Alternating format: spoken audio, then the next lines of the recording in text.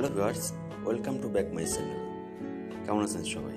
আশা করছি যে যেখানে আছেন সবাই ভালো আছেন এবং সুস্থ আছেন। বন্ধুরা, ইমিগ্রেন্ট কিচেনের পক্ষ থেকে সবাইকে আন্তরিক শুভেচ্ছা ও অভিনন্দন। আজ আপনাদের মাঝে সুস্বাদু এক রেসিপি নিয়ে এলাম, ডিম ভাজি দিয়ে ঝোল রেসিপি। অনেকেই তো ডিম সিদ্ধ করে ঝোল করেন, সিদ্ধ করে রেসিপি তৈরি করেন। তো আপনাদের আজকে আমি ভাজি করে রেসিপি করে দেখাবো, দেখুন কেমন লাগে। উপকরণগুলো দেখে নিব।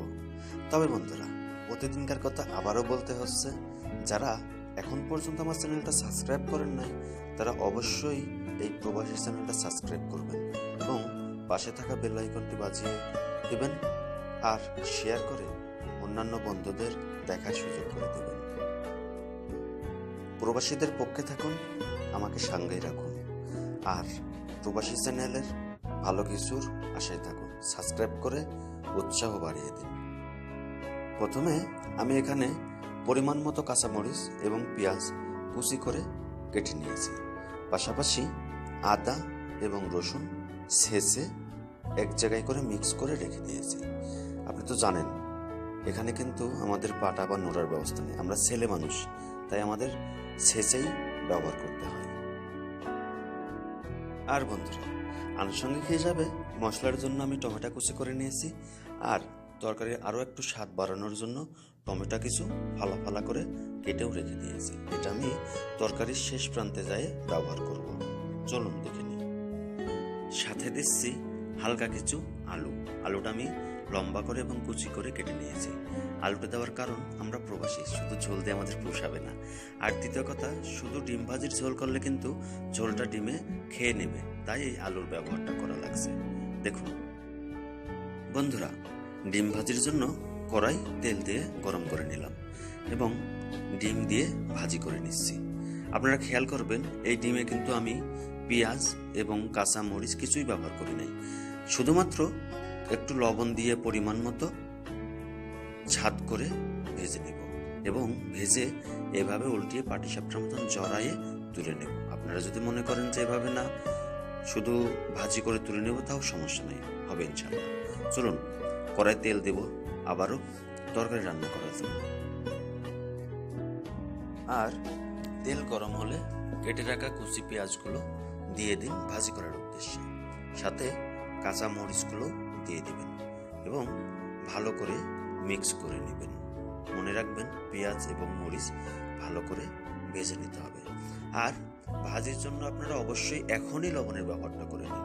লবণ পরিমাণ মতো দিবেন যেন স্বাদের ঘাটতি না হয়। চলুন দেখে নিই। চুলাটা মাঝারির চেয়ে একটু জোরে রাখবেন, সুন্দর করে ভেজে নেবেন। পেঁয়াজ মরিচ ভাজি হলে আপনারা অবশ্যই আদা এবং রসুন ছেঁচাটা দিয়ে দিবেন। দিয়ে কিছু টাইম সুন্দর করে ম্যারিনেট করে নিন এবং ভেজে নিন। তারপর আপনার মশলা করার জন্য যে টমেটোর কুচি করে রেখেছিলেন সেটা দিয়ে দিবেন। ভালো করে মিক্স করে আপনারা এই টমেটোটা গলানোর জন্য 2 থেকে 3 মিনিট ঢেকে রাখুন। দেখবেন টমেটোটা সুন্দর গলে গেছে এবং মশলার সঙ্গে মিক্স হয়ে গেছে। ঢাকনা তুলে দেখবেন টমেটো গলে গেছে।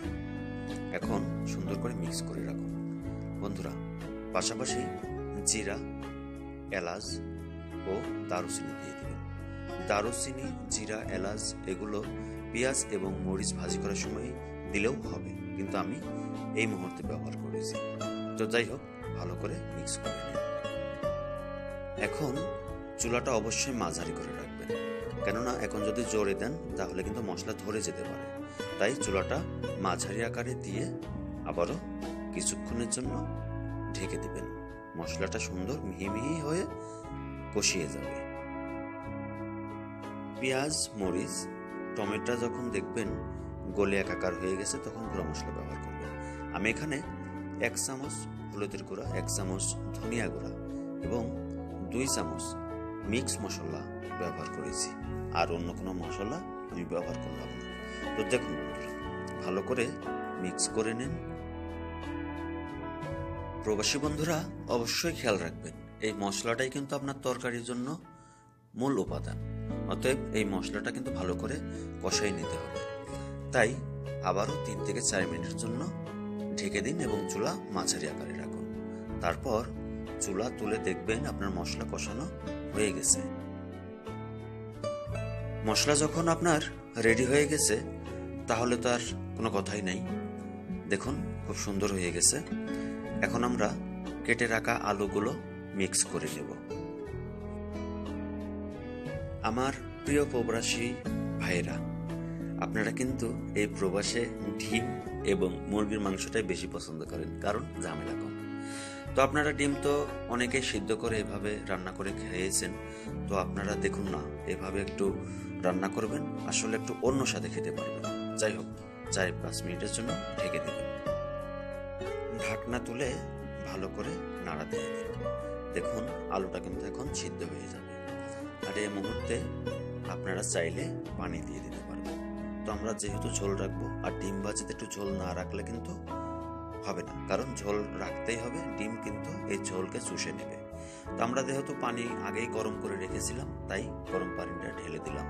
আপনারা অবশ্যই গরম পানি দিবেন, তাহলে তরকারির জন্য ভালো হবে। আর আবারও মিক্স করে 3 থেকে 4 মিনিটের জন্য ঢেকে দেবেন। প্রবাসী বন্ধুরা, নিজের শরীরের খেয়াল রাখতে হলে অবশ্যই ভালো কিছু খেতে হবে, আর ভালোভাবে নিয়মকানুনভাবে চলতে হবে। আর ভালোভাবে ভালো স্বাদে খেতে হলে ভালো রান্নাও করতে হবে। তো বন্ধুরা, আপনারা অবশ্যই ভিডিওটা দেখবেন এবং ভালো করে, আমার চেয়েও ভালো করে রান্না করার চেষ্টা করবেন। তো বন্ধুরা, পানি গরম হয়ে গেছে এবং ফুটে গেছে। এখন আমরা ফালা করা টমেটোগুলো দিয়ে আবারও ঢেকে দেব। ঢাকনা তুলে দেখুন টমেটো বেশ গলে গেছে। এখন আপনারা ডিমগুলো দিয়ে দিতে পারবেন। আমি কিন্তু এখানে 2-3 পিস সেদ্ধ ডিমও ইউজ করেছি, কারণ আমরা প্রবাসী আর একসঙ্গে এক মেসে খেতে হলে জানেন তো সবার মত কিন্তু একরকম হয় না। তাই আমার এক বন্ধু ভাজা ডিম পছন্দ করেন না, সিদ্ধ ডিম পছন্দ করেন, তাই তার জন্য সিদ্ধ ডিমের ব্যবহার করেছি। হ্যাঁ বন্ধুরা, দেখুন আমরা ভাজি ডিমগুলো দিয়ে সুন্দর করে চামচ দিয়ে নাড়া দিয়ে দিলাম। খুব নাড়ার দরকার নাই, ঝোল দিয়ে একটু মিক্স করে দিন, তাহলেই হবে। আর ঢেকে দিবেন ভালো করে। আপনার রেসিপি হওয়ার মধ্যে তো আপনারা ডিম যেহেতু দিয়ে দিয়েছেন, এখন আবার ঢেকে দিন কিছুক্ষণের জন্য। ঢেকে দিলে পানিটা ফুটে আসলে তরকারি আপনার হয়ে যাবে। ডিমের ভালো ফ্লেভার এবং স্বাদও পেয়ে যাবেন।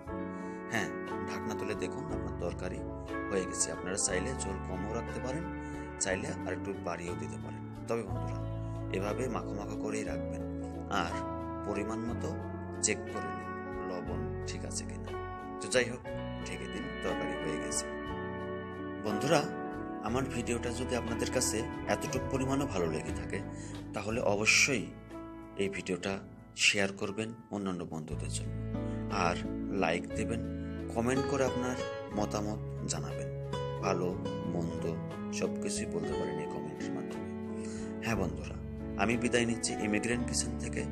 আবারও আসবো কোনো এক সময় কোনো এক রেসিপি নিয়ে আপনাদের মধ্যে। ততক্ষণ আমার জন্য অপেক্ষা করবেন। সুস্থ থাকবেন। আল্লাহ হাফেজ।